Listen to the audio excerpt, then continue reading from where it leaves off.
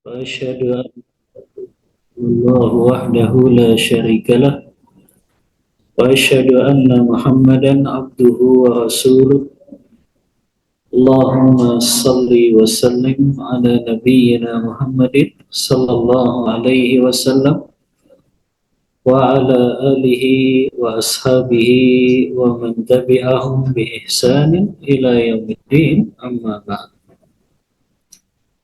Akhwati fillah rahimani wa rahimakumullah. Alhamdulillah di siang hari ini dengan izin dan pertolongan dari Allah kita bisa melanjutkan kembali kajian rutin kita, masih membahas buku panduan amal sehari semalam yang ditulis oleh Al-Ustaz Abu Ihsan Al-Athari rahimahullah hafizahullah ta'ala. Dan kita masih membahas bab majelis yang membawa berkah. Kita sampai pada poin yang keempat. Di antara majelis yang membawa keberkahan itu adalah hindarilah duduk-duduk di pinggir jalan atau di tepi jalan.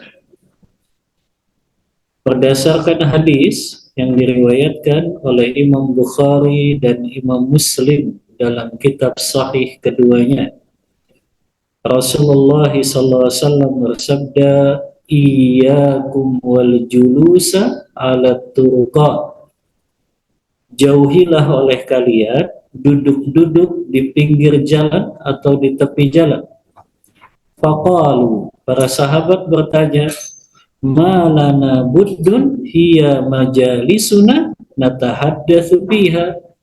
Ya Rasulullah, kami nggak punya tempat untuk berbincang-bincang lagi kecuali di tengah jalan, di pinggir jalan ini. Jadi kata sahabat, kami nggak bisa untuk tidak duduk-duduk di pinggir jalan karena ada perkara yang kami perbincangkan biasanya. Maka Rasulullah pun bersabda, "Fa'idza abaitu illal majalis fa'atut tariqa haqqaha." Kalau kalian memang nggak bisa, harus duduk-duduk di tepi jalan tersebut, maka berikanlah jalan tersebut haknya. Para sahabat bertanya lagi, qalu wa ma haqqut tariqi ya Rasulullah? Wahai Rasulullah, apa saja itu hak-haknya jalan? Maka Rasulullah menjawab, ada 4 haknya jalan yang wajib ditunaikan kalau seseorang duduk-duduk di pinggir jalan. Apa saja itu? Ghaddul basar. Yang pertama, menundukkan pandangan. Yang kedua, kaful adza, menyingkirkan gangguan-gangguan. Yang ketiga, raddus salam, menjawab salam. Yang keempat, wa amrun bil ma'ruf wa nahyun 'anil munkar, memerintahkan kepada kebaikan dan juga mencegah dari keburukan. Ya, kita jelaskan apa yang dimaksud dengan larangan duduk di tepi jalan ini. Yang pertama, yang dimaksud dilarang duduk-duduk di tepi jalan ini adalah duduk di pinggir jalan dalam keadaan tidak memiliki hajat atau kebutuhan. Walaupun ulama beda pendapat, Umahat. Ini hukumnya haram atau makruh, duduk-duduk di pinggir jalan. Haram atau makruh? Sebagian ulama mengatakan hukumnya haram, tapi mayoritas ulama menghukuminya makruh. Makruh artinya perkara yang dibenci. Maka ini hukum asalnya. Duduk-duduk di pinggir jalan tanpa ada hajat dan kebutuhan, mayoritas ulama menghukuminya makruh. Ternyata ada hadis lain, Ummahat.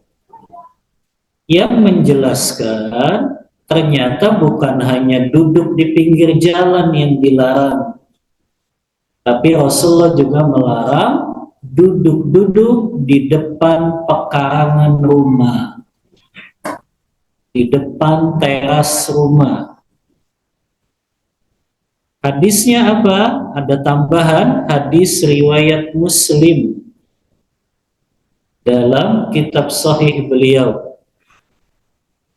dari sahabat Abu Talhah radhiyallahu an, bahwasannya Rasulullah SAW pernah berkata, "Malakum kunna qu'udan bil afniyah, faja'a Rasulullah SAW wali majalisis su'uda." Kata Abu Talha, suatu hari kami sedang duduk di depan-depan teras rumah kami. Kalau dulu itu depan pekarangan rumah mereka. Tiba-tiba Rasulullah datang dan Rasulullah berkata, "Kenapa kalian duduk di depan teras-teras rumah kalian?" Ya, dari sini kata Ibnu Hajar, larangan duduk-duduk bukan hanya di tepi jalan, tapi juga di depan teras rumah. Yang dimaksud di sini hukumnya makruh karena kenapa? Karena kebanyakan orang kalau dia duduk di pinggir jalan atau duduk di depan teras rumahnya, mereka tidak menunaikan hak-hak jalan tadi. Atau juga mereka menjadikan duduk-duduknya mereka itu justru jatuh kepada kemaksiatan. Mereka duduk di pinggir jalan, akhirnya apa? Melihat yang haram. Mereka duduk di pinggir jalan, akhirnya apa? Setiap orang yang lewat dikomentarin. Kan biasanya begitu kalau duduk di pinggir jalan. Setiap orang yang lewat digibahin atau bahkan dicela, dibully. Itulah kenapa hukumnya makruh, karena bisa menyebabkan seseorang jatuh kepada yang haram tadi. Namun kalau ada hajatnya, Rasulullah memperbolehkan, tapi dengan syarat apa? Orang itu menunaikan hak-hak jalannya. Maka kita bahas satu persatu. Apa saja itu haknya jalan? Yang pertama, ghaddul basar. Kalau kita duduk di depan teras rumah atau di pinggir jalan karena dalam keadaan hajat, maka itu boleh, tapi tunaikan hak jalan ini. Yang pertama, tundukkan pandangan. Ini kan yang paling susah kalau duduk depan teras rumah. Biasanya justru pengennya ngelihat orang yang lewat. Makanya agak susah menunaikan ini. Padahal Allah Ta'ala yang memerintahkan kepada mukmin laki-laki dan mukmin perempuan.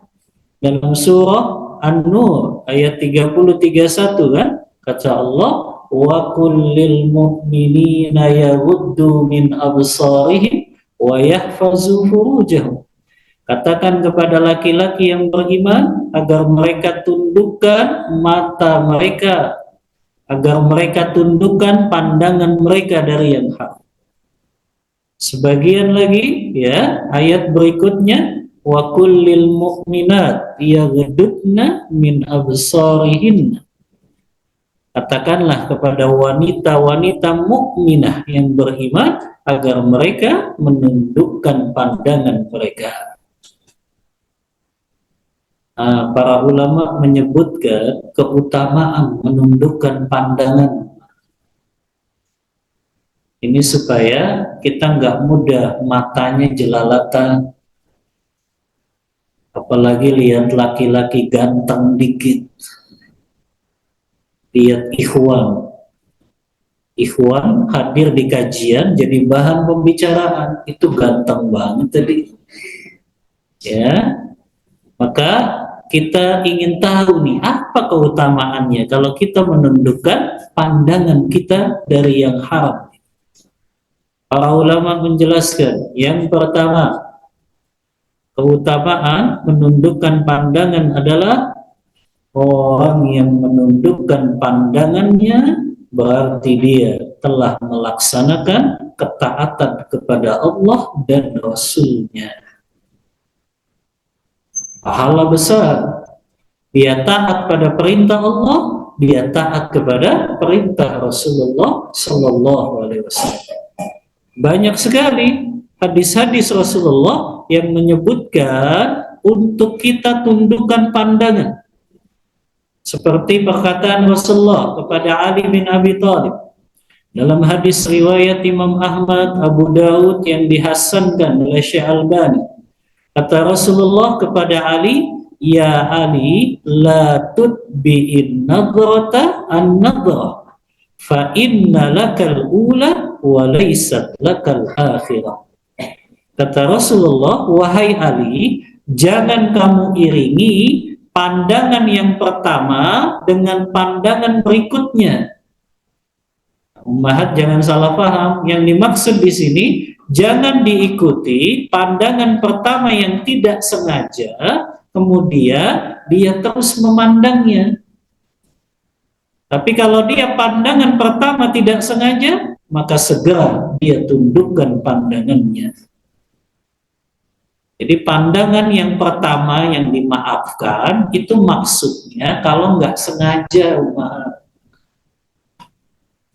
Jadi jangan pakai dalil tapi memahaminya pakai hawa nafsu. Kan pandangan pertama nggak apa-apa, Ustaz. Itu maksudnya kalau tidak sengaja. Tapi kalau sengaja, walaupun pandangan pertama ya sudah dosa. Maka ini hadis Rasulullah yang mengatakan bahwasannya kalau pandangan pertama nggak sengaja nggak apa-apa, dimaafkan. Tapi seterusnya itu malah menjadi dosa untuknya. Nah, ini dalil-dalil yang menyebutkan kalau orang nundukin pandangannya, dia melaksanakan ketaatan kepada Allah dan Rasul. Yang kedua, keutamaan menundukkan pandangan. Orang yang menundukkan pandangannya dari yang haram, maka akan mudah hisabnya pada hari kiamat. Sebaliknya, ummahat, mata ini nikmat dari Allah. Punya mata yang bisa melihat, nikmat dari Allah. Dan ingat, nikmat Allah ini akan Allah hisab pada hari kiamat nanti. Orang yang nggak bisa jaga pandangannya, maka berat nanti hisabnya. Sebagaimana firman Allah Ta'ala dalam surah Al-Isra ayat 36. Allah berfirman, "Innas sam'a wal basara wal fu'ada kullu ulaika kana anhu mas'ula." Sesungguhnya pendengaran, penglihatan dan hati kalian semuanya akan dimintai pertanggungjawaban oleh Allah Ta'ala pada yaumul hisab nanti. Jadi yang kedua, ummahat, kalau kita ingin hisabnya agak mudah, maka sering-sering kita menundukkan pandangan dari yang haram. Yang ketiga, di antara keutamaan menundukkan pandangan dari yang haram, menundukkan pandangan dari yang haram, menjaga kemaluan dan hati kita. Makanya kan ada pepatah ya, dari mata turun ke hati.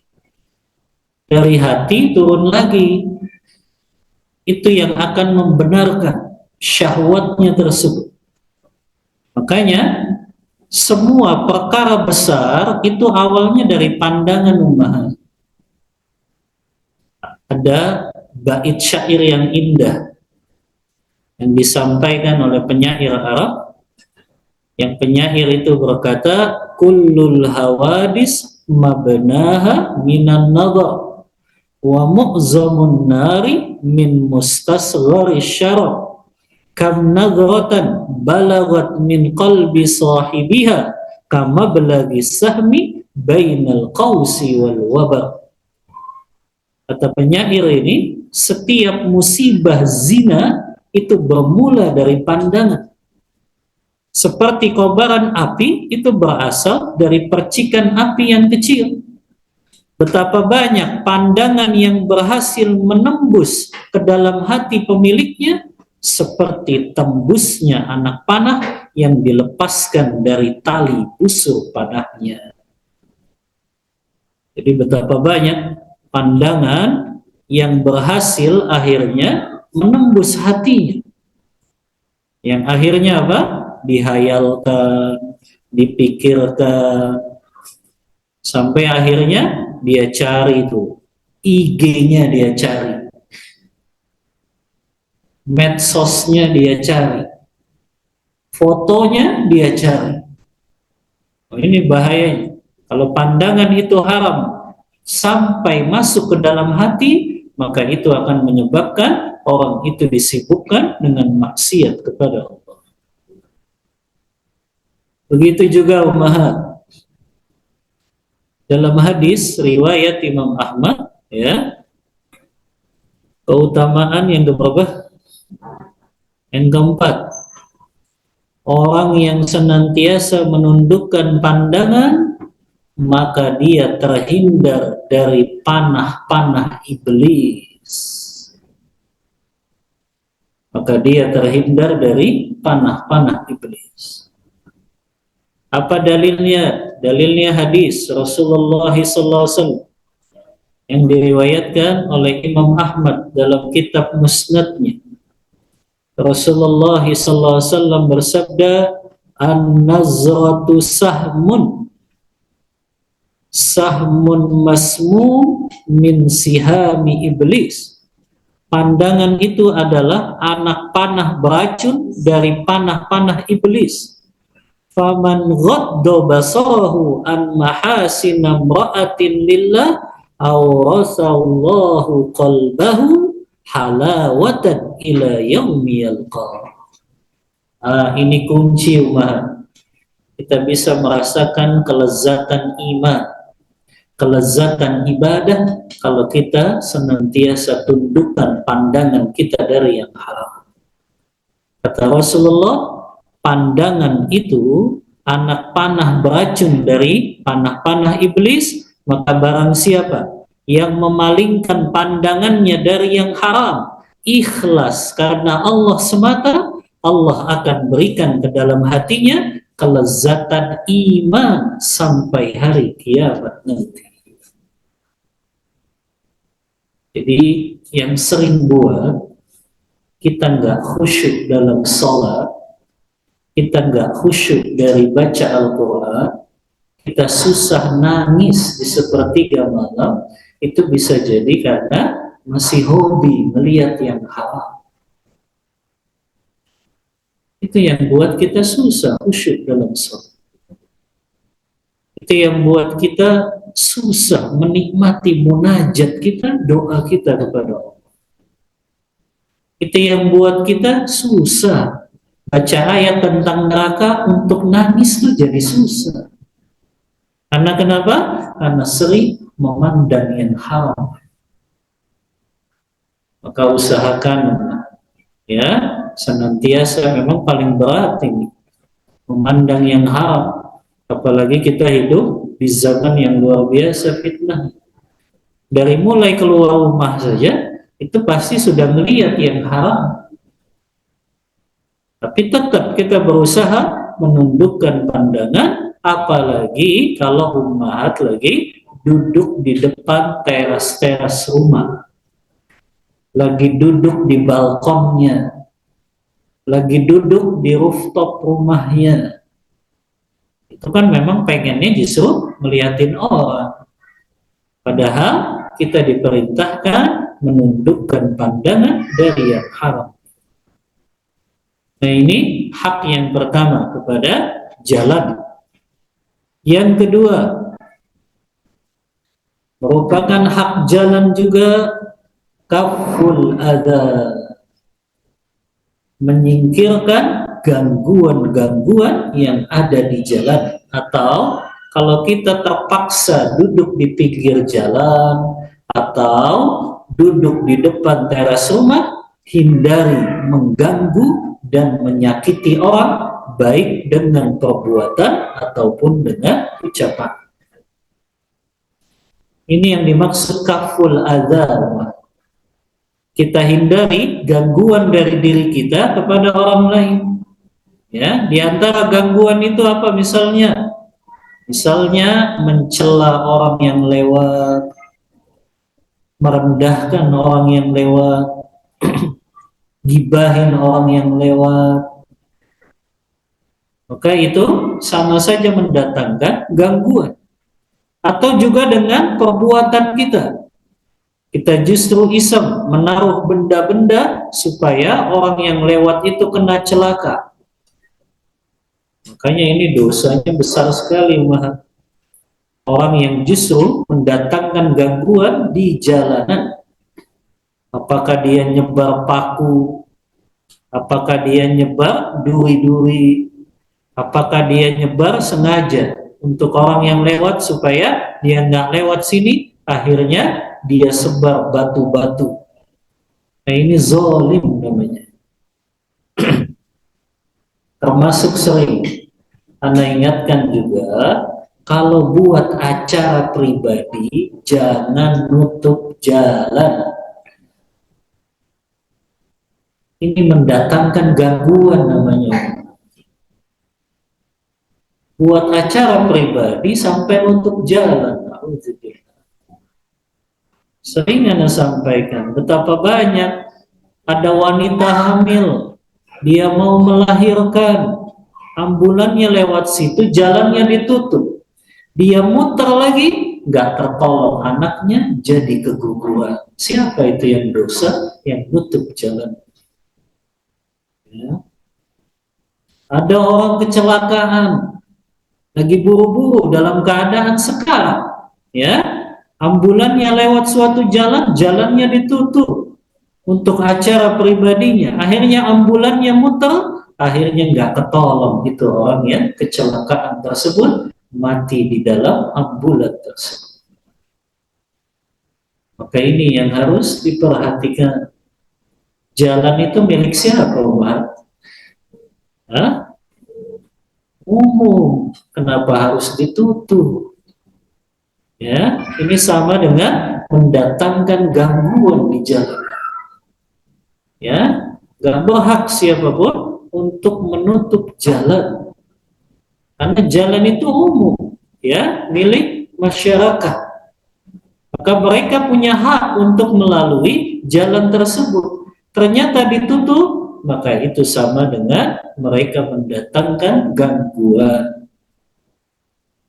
Masuk juga yang suka jualan ngambil jalanan,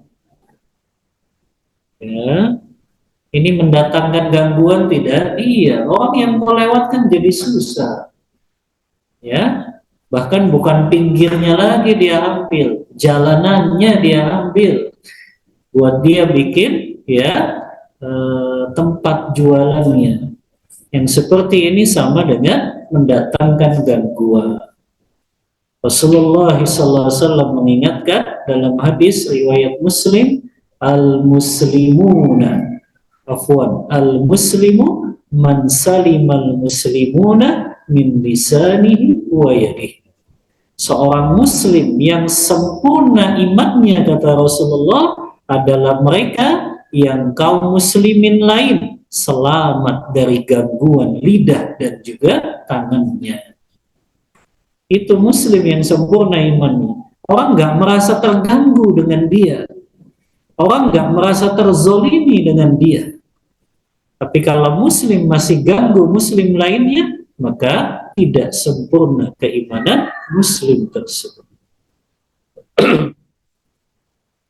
Kemudian juga Rasulullah SAW menyebutkan keutamaan orang yang menyingkirkan gangguan di jalanan. Nah, ini diantara haknya jalan, Kalau seseorang duduk-duduk di pinggir jalan, di tepi jalan, dia tunaikan ini. Kalau dia lihat ada barang yang membahayakan orang yang akan lewat, maka dia harus menyingkirkannya. Rasulullah menyebutkan keutamaan orang yang menyingkirkan gangguan di jalan. Di antaranya hadis riwayat Muslim, kata Rasulullah, laqad ra'aitu rajulan yataqallabu fil jannati fi syajaratin qata'aha min zahri tariq kanat tu'dhin nas. Kata Rasulullah, sungguh aku telah melihat seorang lelaki mondar-mandir di dalam surga dikarenakan sebuah pohon yang dia tebang dari tengah jalan yang selalu mengganggu manusia yang lewat di jalan tersebut. Maknanya mondar-mandir di sini, dia menikmati kenikmatan yang ada di surga. Gara-gara apa? Cuma dia buang itu pohon yang mengganggu orang yang lewat di jalanan. Rasulullah SAW juga bersabda, suatu ketika seseorang sedang berjalan di sepanjang jalan, kemudian dia menemukan sebuah dahan berduri di atasnya, maka dia menyingkirkan dahan itu dan Allah mensyukuri amalannya tersebut dan Allah ampuni dosa orang tersebut. Hadis riwayat Muslim juga dalam kitab sahihnya. Rasulullah SAW juga mengabarkan menyingkirkan gangguan dari jalanan itu salah satu dari cabang keimanan. Kata Rasulullah, iman itu ada 70 dan 60 cabang. Yang paling utama kalimat la ilaha illallah, dan yang paling rendah adalah menyingkirkan gangguan yang ada di jalanan. Nah, ini hak yang kedua umat terhadap jalan, jangan datangkan gangguan apapun, baik berupa ucapan maupun perbuatan kepada orang yang akan lewat di jalan tersebut. Yang ketiga, haknya jalan. Kalau seseorang duduk di tepi jalan atau di depan teras rumahnya, yang ketiga, raddus salam, dia menjawab salam. Apa hukumnya menjawab salam, Umat? Wajib. Kalau orang kafir mengucapkan salam kepada kita, jawabnya apa? Ya. Ada orang kafir, Umat lagi duduk depan teras rumah, ucapin salam lagi, fasih lagi salamnya. Assalamualaikum warahmatullah. Jawabnya apa? Ulama beda pendapat menjawab salam orang kafir. Al-Imam Ibnu Qayyim Al-Jauzi berpendapat, kalau orang kafir mengucapin salam, maka sama kita balasnya dengan salam yang lebih baik. Jadi kalau kita benar-benar dengar, itu orang kafir mengucapinnya apa?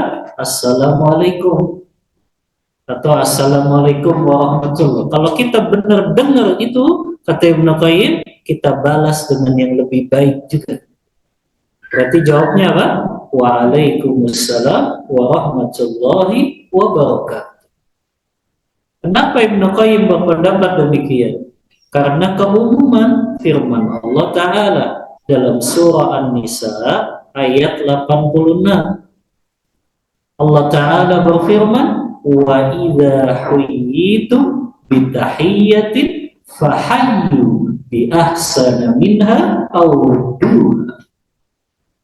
Kata Allah, jika kamu diberikan salam, maka balaslah salam itu dengan yang lebih baik atau dengan yang serupa. Kata Ibnu Qayyim Al-Jauzi, ayat ini umum. Siapapun yang ucapin salam ke kita, baik dia muslim atau kafir, dengan syarat salamnya itu memang benar-benar yang dia ucapkan adalah salam. Ini pendapat yang pertama dari Ibnu Qayyim Al-Jauzi. Walaupun pendapat mayoritas ulama, mereka mengatakan cukup menjawab salam orang kafir wa alaikum saja. Sebagaimana apa yang dijawab Rasulullah. Walaupun kenapa Rasulullah jawabnya wa alaikum? Karena Rasul dengar ucapan orang Yahudi itu bukan salam, tapi apa yang diucapkan? Assalamualaikum. Celakaan untukmu wahai Muhammad. Jadi yang Rasulullah dengar itu karena dia nggak ngucapin salam yang benar, tapi Rasulullah menjawabnya pun dengan apa? Waalaikum. Begitu juga dengan engkau. Makanya kata Ibnu Qayyim, kenapa beliau berpendapat tetap kalau orang kafir mengucapkan salam, kita ucapkan dengan salam yang lebih baik. Karena ketika Rasulullah diucapkan salam oleh orang Yahudi, itu bukan salam, tapi itu doa keburukan, yaitu Assalamualaikum.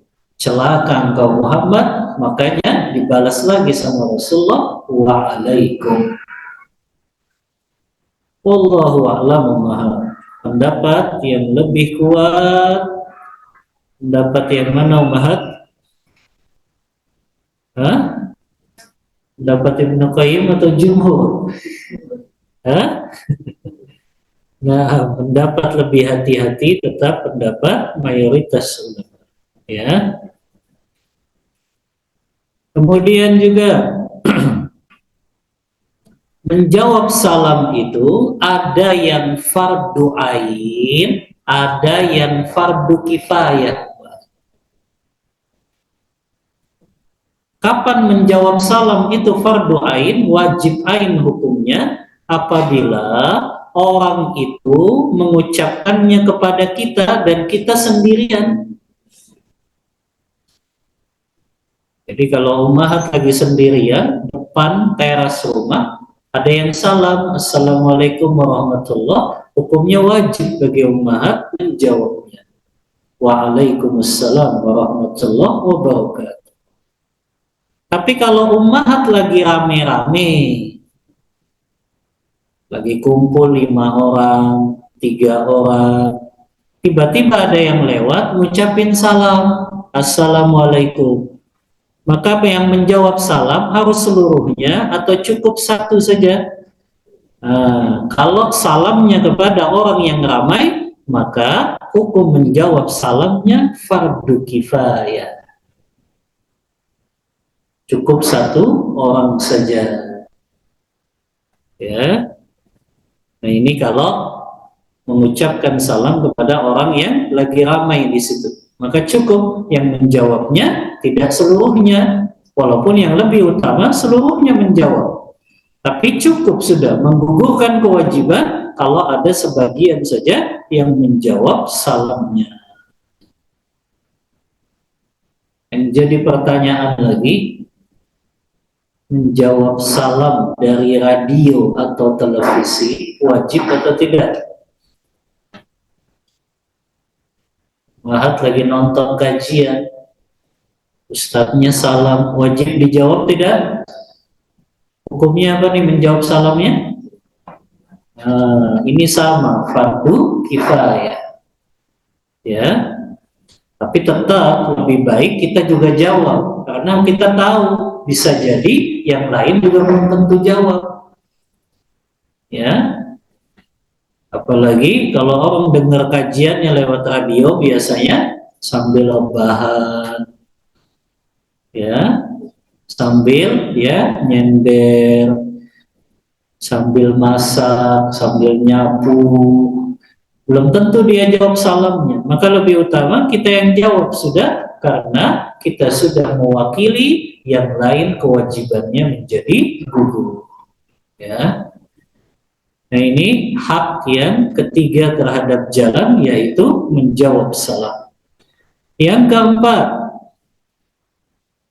hak jalan yang juga wajib ditunaikan kepada orang yang duduk di pinggir jalan dan juga dia duduk depan teras rumah, memerintahkan kepada kebaikan dan mencegah dari kemunkaran.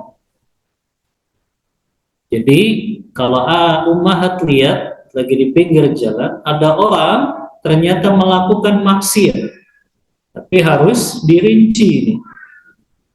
Kalau kemaksiatan itu, kalau kita ingkari tidak akan menimbulkan kemungkaran yang lebih besar, maka kita wajib mengingkari itu dengan ucapan lisan kita.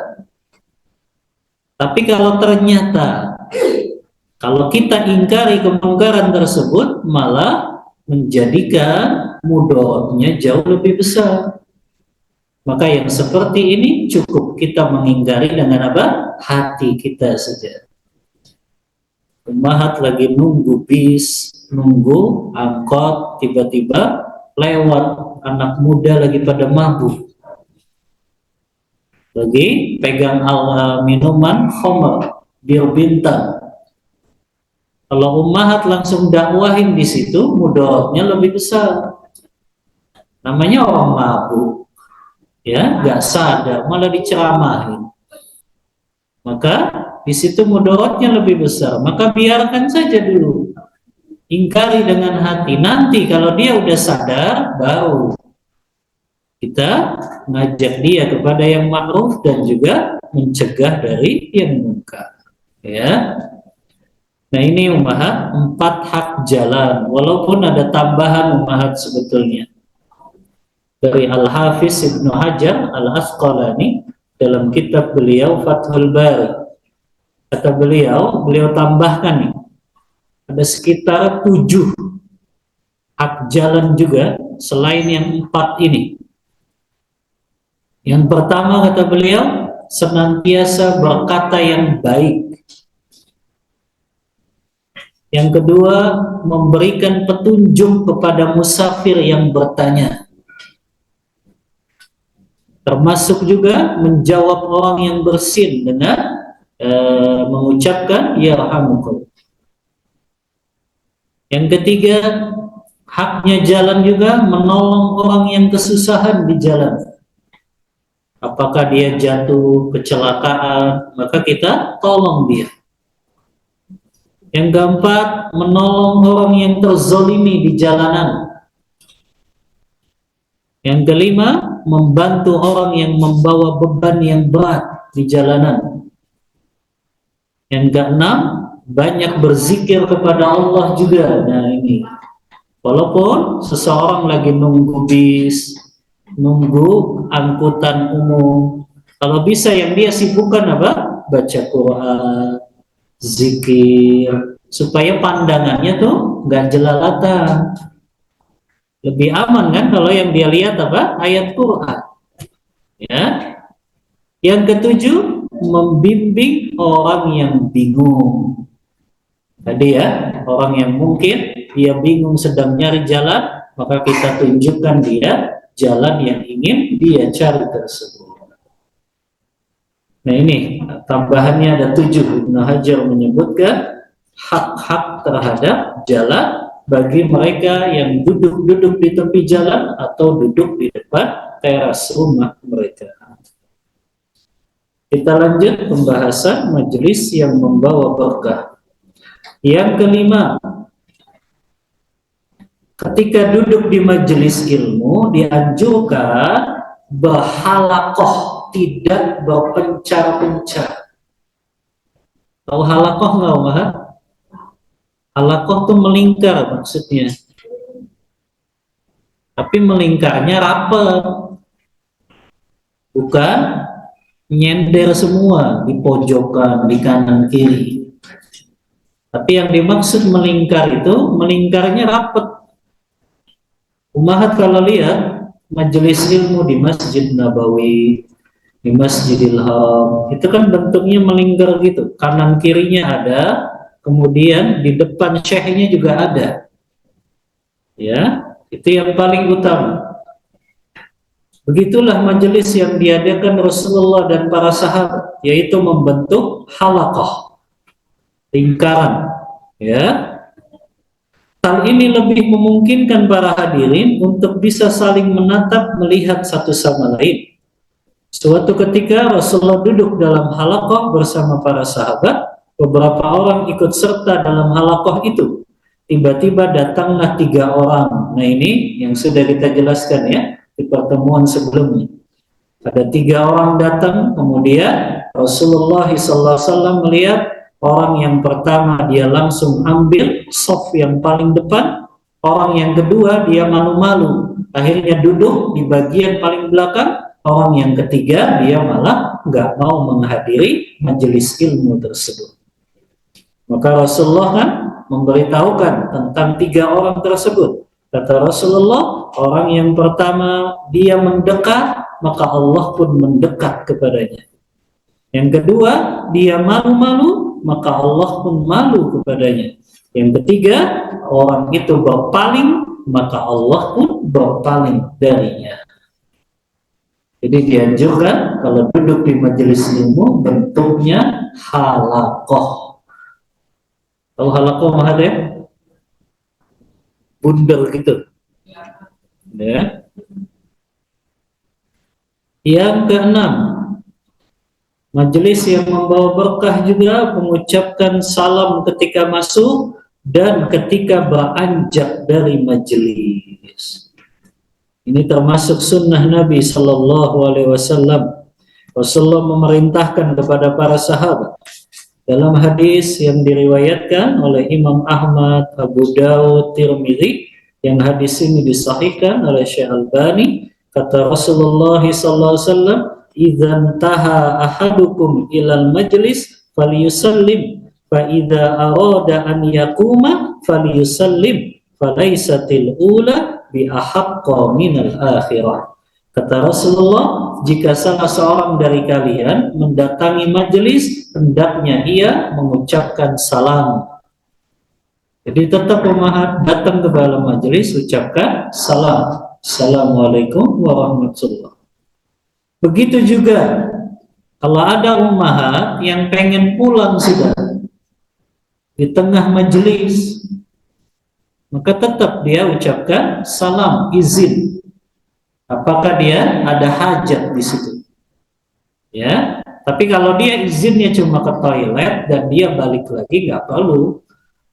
Maksudnya di sini, kalau dia mau izin keluar dan dia nggak balik lagi ke majelis itu, maka itu tetap dianjurkan juga untuk salat. Kata Rasulullah, jika salah seorang dari kalian mendatangi majelis, hendaknya ia ucapkan salam. Jika ingin bangkit darinya, hendaklah ia ucapkan salam. Sesungguhnya salam yang pertama tidak lebih utama daripada salam yang terakhir.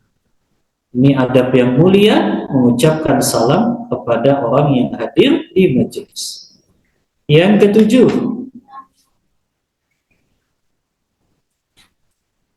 duduk di tempat yang kosong dalam majelis. Kalau kita lihat di dalam majelis, yang paling depannya masih kosong, maka yang seperti ini langsung kita rapatkan, kita isi. Ya. Jadi sebaik-baiknya soft itu kalau bagi ummahat itu yang paling belakang itu maksudnya kalau dalam sholat. Ya, kalau dalam sholat iya ummahat. Kalau itu sholatnya bercampur antara laki-laki dan juga perempuan, maka soft yang paling baik itu yang paling jauh dari laki-laki. Ya. Tapi di dalam majelis, ya, itu yang paling utama, ya tetap dia yang memang paling dekat dengan yang mengisi kajiannya. Karena kenapa? Karena otomatis itu yang paling mudah untuk mendapatkan pemahaman dan mendengarkan suara dengan sempurna. Khawatir dia duduknya di belakang, akhirnya nggak kedengeran dengan baik, dia salah paham akhirnya. Maka tetap duduk di tempat yang kosong dalam majelis. Yang kedelapan, melapangkan majelis, artinya berlapang-lapang. Apabila melihat, ya, masih banyak nih yang datang di majelis, sementara masih ada tempat yang renggang di situ kita rapatkan. Kasihan saudara-saudari kita yang dia mau ikut kajian juga. Makanya Allah Ta'ala berfirman dalam surah Al-Mujadilah ayat 11, Ya ayyuhalladzina amanu idza qila lakum tafassahu fil majalis fafsahu yafsahillahu lakum wa idza qila anshudhu fanshudhu. Kata Allah Ta'ala, wahai orang-orang yang beriman, apabila dikatakan kepada kalian, berlapang-lapanglah dalam majelis, lapangkanlah, niscaya Allah akan memberi kelapangan kepada kalian. Dan apabila dikatakan berdirilah, maka berdirilah. Rasulullah bersabda, khairul majalis awsa'uha, sebaik-baik majelis adalah yang paling lapang. Yang dimaksud ngasih tempat untuk saudari muslimah kita yang baru datang, kita berlapang-lapang dalam majelis. Satu lagi Umar, ya pas halamannya. Yang kesembilan, tidak memisahkan dua orang yang sejak awal duduk berdampingan kecuali atas izin keduanya. Jadi kalau kita dapati di majelis, ini orang dari tadi memang berduaan terus, ngobrol. Kita datang, maka hendaknya tidak kita duduk di tengah antara dua orang itu. Kecuali dua orang itu mengizinkannya. Karena kenapa? Mengusik ketenangan mereka. Yang akhirnya mereka jadi nggak nyaman. Makanya Rasulullah bersabda, La yujlasu baina rajulaini illa biidznihima. Tidak boleh ada yang duduk di antara dua orang yang sedang berdampingan kecuali dengan izin keduanya. Rasulullah juga bersabda dalam hadis riwayat Abu Daud juga, kata Rasulullah, la yahillu li rajulin an yufarriqa baina itsnaini illa biidznihima. Tidak halal bagi seseorang memisahkan dua orang yang duduk berdampingan kecuali atas izin keduanya. Wallahu ta'ala a'lam bishawab.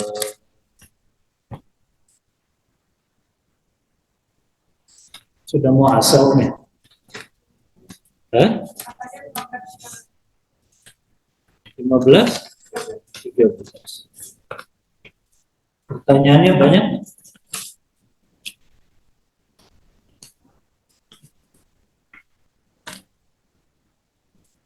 Gak ada yang nanya online? Oh ada. Ya sudah, khawatir tanya jawabnya agak panjang, kita cukupkan untuk materi, kita buka diskusi dan tanya jawab.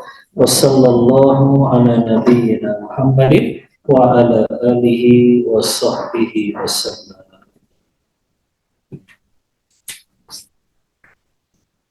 Pertanyaan pertama. Bismillah. Ustaz, di perumahan jika ada rumah tetangga yang mengalami musibah kematian, biasanya di depan rumah tersebut dipasang tenda untuk orang yang datang melayat. Apakah hal tersebut termasuk mengganggu hak-hak jalan atau tidak? Nah, ini dirinci. Yang pertama, kalau memang jalan yang dimaksud adalah jalan perumahan saja, yang itu bukan jalan utama, maka itu masih dibolehkan dengan syarat pemilik rumah itu minta izin kepada warga perumahan tersebut. Maka kalau dia mau tutup itu izin tetap, karena ada orang yang akan lewat dari jalan tersebut, ya, maka dia minta izin kepada Pak RT atau juga orang yang akan lewat di perumahan itu. Kan biasanya sekarang gampang kalau izin, tinggal di grup satu perumahan saja, ya, mohon izin, ya, saya ingin pasang tenda depan rumah karena ya untuk orang-orang yang datang bertakziah. Walaupun sebetulnya yang lebih utama nggak usah pakai pasang tenda, karena orang takziah itu memang baiknya nggak usah lama-lama umahat. Orang takziah itu sunnahnya datang mengucapkan doa kepada sahibul musibah, kan gitu kan? Ya, kalau dia memang ditinggal wafat suaminya, maka jabat tangan perempuan itu, kemudian cipika-cipiki, kemudian ucapkan doa di telinganya. Masih ingat tidak doa yang paling utama kalau takziah apa? Inna lillahi ma akhadha wa lahu ma a'ta wa kullu syai'in indahu bi ajalin musamma faltasbir wal tahtasib. Ya, itu kan doa yang paling utama kata Imam Nawawi. Inna lillahi ma akhadha, milik Allah apa yang Allah ambil, milik Allah apa yang Allah berikan, dan segala sesuatu ada jangka waktunya, maka bersabarlah dan mengharaplah pahala dari Allah. Kemudian doakan mayit tersebut, ya, dengan doa seperti yang kita baca dalam salat jenazah setelah takbir yang ketiga. Setelah itu sudah pulang. Cuma kan kebanyakan masyarakat kita malah ngobrol, iya kan? Akhirnya jadi pasang tenda orang, ya, padahal nggak perlu seharusnya. Oh, dia cuma ngobrol doang, ngalor ngidul. Udah tahu lagi takziah orang meninggal, yang ngomonginnya dunia lagi, ya. Maka sebetulnya nggak perlu sahibul musibah sampai memasang tenda, karena orang yang takziah itu dia cuma ingin menyampaikan doa, ya, bukan untuk nyusahin sahibul musibah, ya. Maka ini yang seharusnya kita terapkan. Tapi mungkin lebih bagus nggak disediain tenda biar mereka nggak lama-lama, Mbak. Kalau disediain tenda malah lama-lama nanti, ya, di rumah sahibul musibah. Wallahu ta'ala a'lam bishawab. Apakah termasuk mengganggu hak jalan jika orang yang berjualan di jalan umum dengan kondisi jalan yang lebar? Ya, sama aja, Umar. Walaupun jalannya lebar, tapi ngambil dari bagian jalan, itu tetap ada hak orang yang kita ambil. Kalaupun dia tetap mobil itu bisa lewat, tapi dia jadi menyempitkan jalan orang yang mau lewat. Itu mengganggu kan?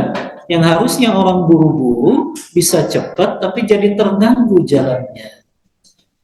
Maka hindari ini jualan sampai ngambil bagian dari jalan umum. Ya. Gimana? Hah? Kalau trotoar ini wallahu a'lam, ya. Kalau memang di situ mengganggu para pejalan kaki juga yang lewat, maka masuk dalam larangan ini. Ya. Dia ganggu nggak di trotoar jalan orang yang lewat situ? Ganggu. Kalau ganggu ya berarti sama, dia mendatangkan gangguan. Maka dia harus cari tempat yang memang di situ khusus untuk para pedagang saja. Allahu ta'ala a'lam bishawab. Gimana? Hukumnya yang membeli berarti saling tolong menolong dalam dosa dan kebaikan. Ya, kecuali orang yang beli sudah ngasih nasihat, Mas, besok-besok jangan di sini jualannya. Ya, ini ngambil hak jalan orang. Ya, kalau si pembeli sudah ngasih nasihat itu, ya dia nggak masuk dalam tolong menolong dalam berbuat keburukan. Tapi kalau dia tidak ingkari itu sama. Dia sama saja membiarkan kemungkaran. Wallahu a'lam bishawab. Ustaz izin bertanya di luar tema. Ada saudara anak yang baru saja meninggal.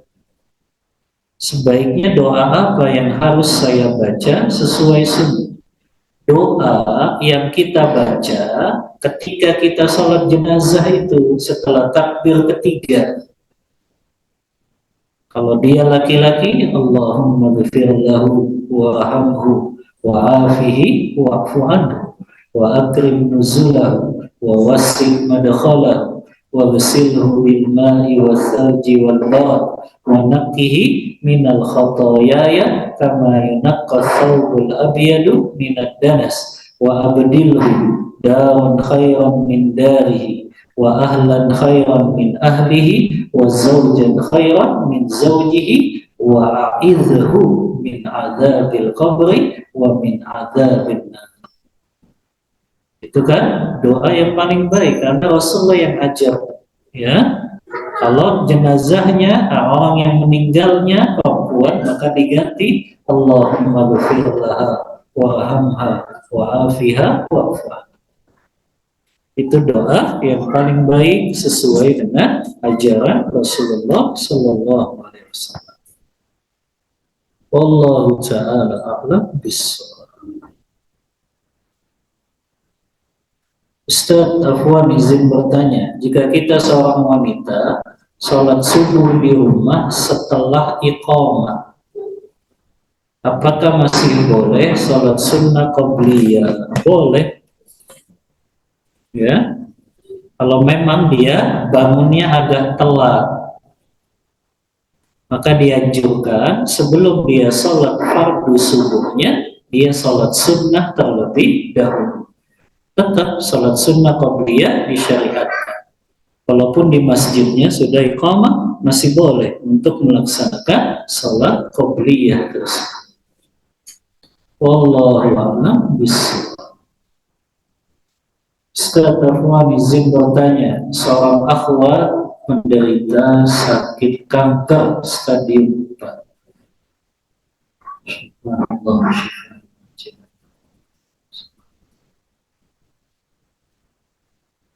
Sejak hampir 7 bulan terakhir. Namun putrinya baru mengabarkan keadaan ibunya sekitar kurang dari sepekan ini. Sebab ibunya tak ingin dibesuk. Keluarga ini hanya bertiga. Suaminya sudah uzur. Putrinya adalah anak tunggal. Sesungguhnya mereka kesulitan dengan kegiatan harian sebab merawat ibunya yang hanya mampu berbaring. Adakah faedah yang dapat kami petik dari keadaan ini, Ustaz? Saat seseorang tak ingin dikunjungi, padahal sakit parah, kami ingin membantu mengirim makanan, tapi kesulitan sebab jelang musim panas. Makanan akan rusak bila dikirim via pos berhari-hari. Afwan, rumah beliau jauh dari kami. Iya, syafa'allah syifa'an ajilan la yughadiru saqaman. Semoga Allah memberikan kesembuhan pada akhwat yang diuji oleh Allah dengan diberikan penyakit kanker tersebut. Yang pertama, tentu kita bantu dengan doa terlebih dahulu. Ya, karena doa itu senjatanya orang mukmin atau mukminah. Kita doakan apakah itu akhwat yang sakit tersebut agar Allah segera angkat penyakitnya. Yang kedua, kita doakan keluarganya agar diberikan kesabaran, ketabahan untuk menghadapi ujian tersebut. Yang kedua, kalau memang tidak bisa dikunjungi, usahakan kita telepon. Kalau dia nggak mau dikunjungi, mungkin masih mau ngangkat telepon. Atau juga kita kirim pesan. Yang pesannya di situ memotivasi. Motivasi di sini artinya tetap kita support dia untuk berobat, berikhtiar supaya penyakitnya sembuh, ya.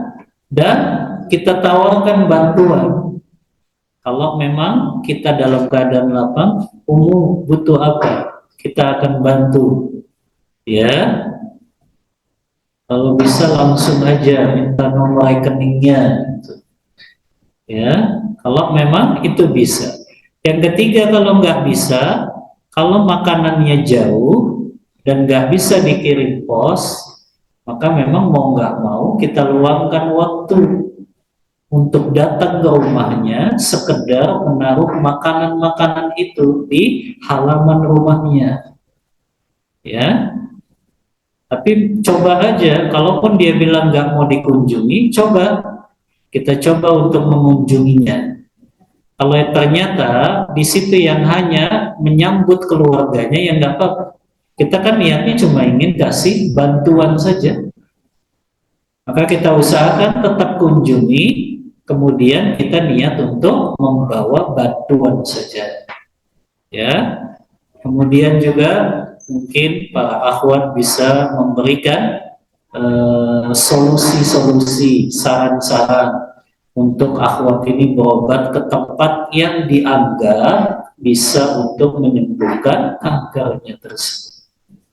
Karena bagaimanapun seseorang yang dia tertimpa sakit, tetap dia diperintahkan untuk berobat disertai apa? Dengan tawakal kepada Allah.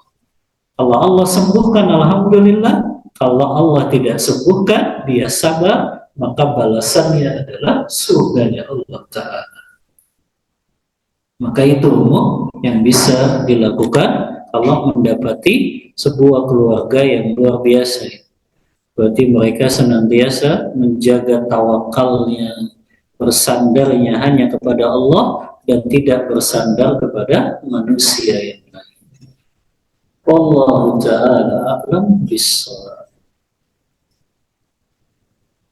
Bagaimana orang-orang yang beli dagangan di jalan dengan sistem drive-thru, membeli dengan tidak turun dari kendaraan, membeli dari mobil atau motor, tidak parkir dulu, karena beranggapan belinya sebentar saja. Maksudnya drive-thru yang mana ini? Kalau drive-thru-nya memang resmi, seperti ya di tempat-tempat makan itu ya, apakah itu AW, apakah itu Ricis ya, atau itu sekarang juga ada Almas ya. Kalau itu drive-thru-nya resmi, maka nggak apa-apa drive-thru itu. Hah? Maksudnya drive-thru yang mana ini?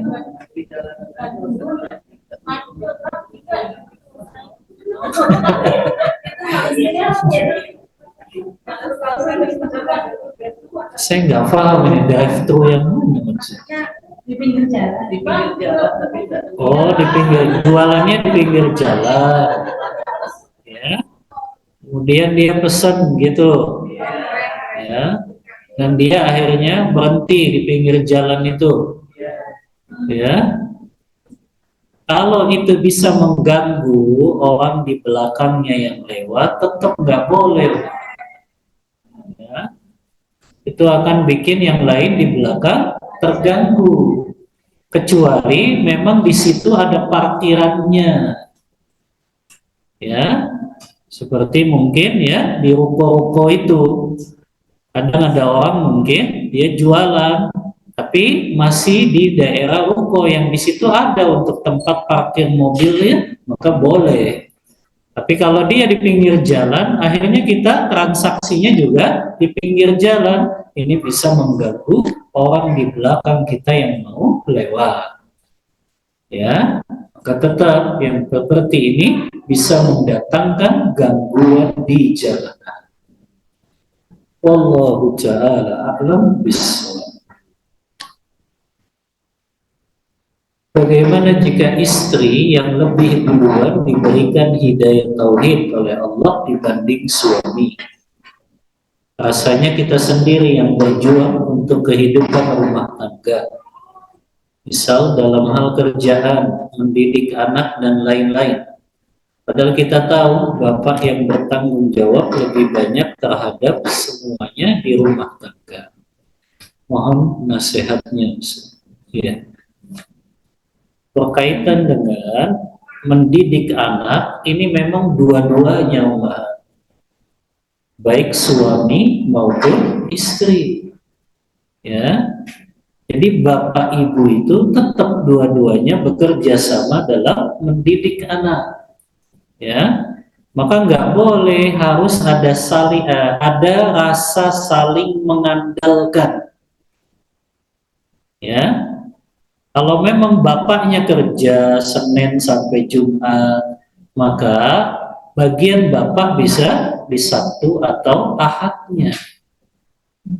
Ya, nggak apa-apa deh bagian ibu-ibunya berarti Senin sampai Jumat.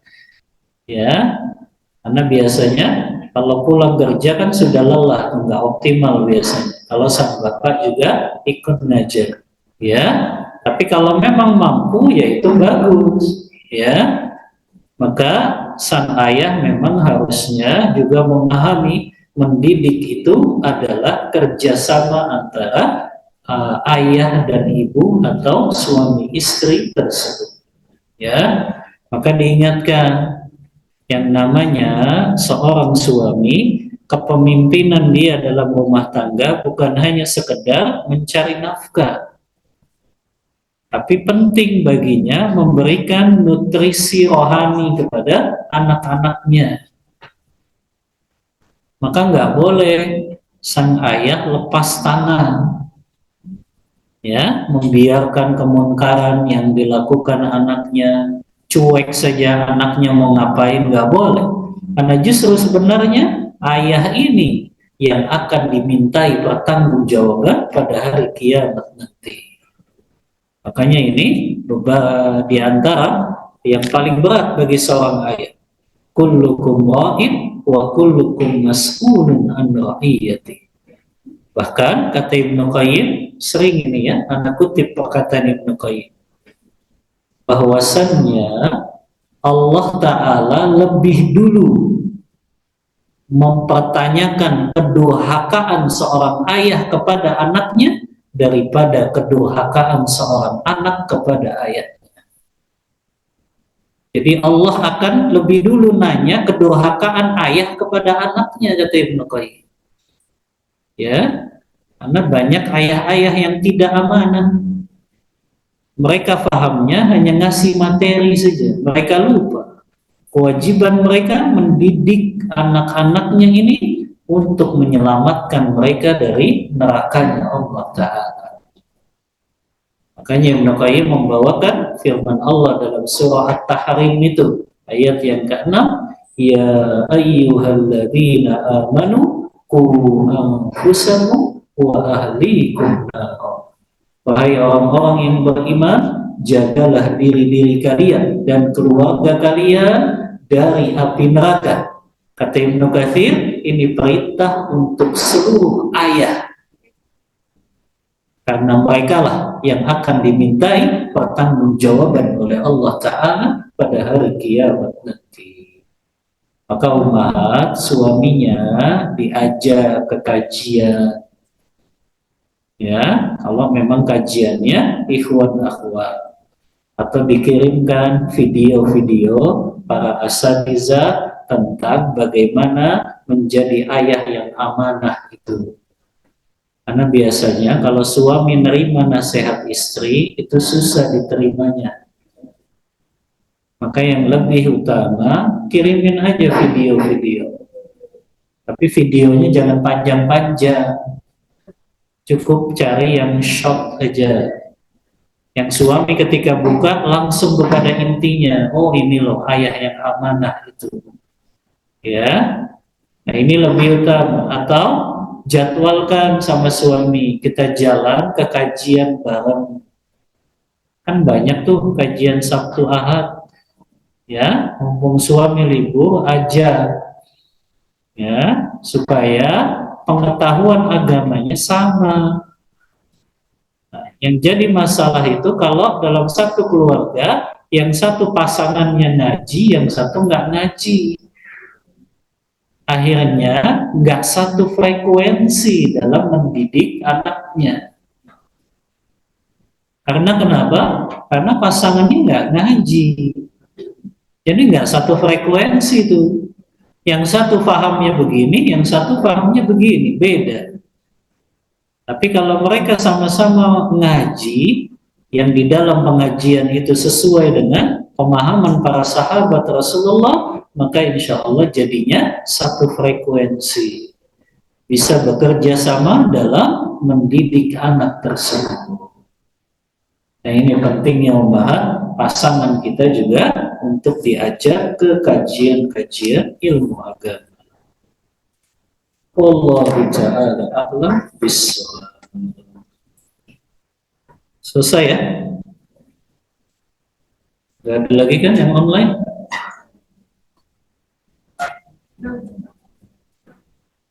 Hah? Suka ya? Baik, kita cukupkan kajian kita pada siang hari ini. Mohon maaf bila ada kata-kata yang kurang berkenan di hati umat semuanya. Wassallallahu ala nabiyyina Muhammadin wa ala alihi wa sahbihi wasallam. Kita tutup kajian kita membaca doa kafaratul majlis. Subhanakallahumma wa bihamdika asyhadu an la ilaha illa anta astaghfiruka wa atubu ilaik. Walhamdulillahi rabbil alamin. Wassalamu alaikum warahmatullahi wabarakatuh.